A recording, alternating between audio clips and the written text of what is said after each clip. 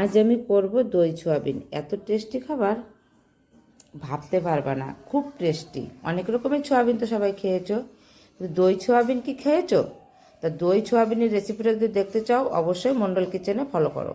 তো দেখো, প্রথমে আমি নিয়েছি এখানে পেঁয়াজ, রসুন, আদা সব কিছু পেস্ট করে নিয়েছি, শুকনো লঙ্কা, আর এই যে মাঝারি সাইজের 2 টুকরো আলু, 15 টাকা দামের 1 প্যাকেট নিউট্রেলা সোয়াবিন, আর এখানে 4 চামচের 2 প্যাকেট দই। সোয়াবিনটা একটু ভেজে নিচ্ছে,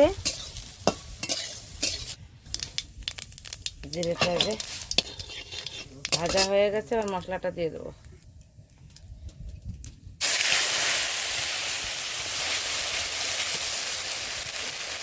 আচ্ছা, মশলাটা তেল ছেড়ে দিচ্ছে, এবার আমি দইটা দিয়ে দেবো। 4 চামচের 2 প্যাকেট, 2 চামচ 2 প্যাকেট।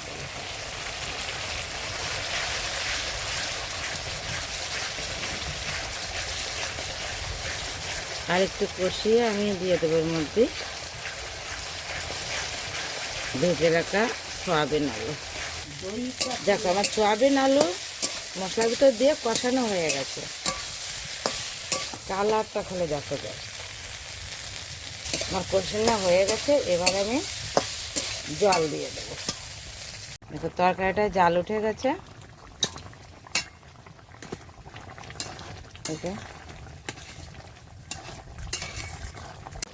দেখো তরকারিটা কি দারুণ লাগছে, দেখেছো? এই যে মানে ঝোলটা আমি কষা কষাও করিনি, তার থেকে একটু বেশি রেখেছি। অসাধারণ কালার এসছে দেখো।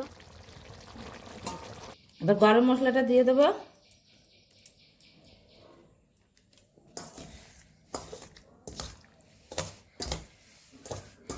ভীষণ একটা ভালো সুন্দর সেন্ট বেরোচ্ছে, খেতে তো ওয়াও সেই হবে।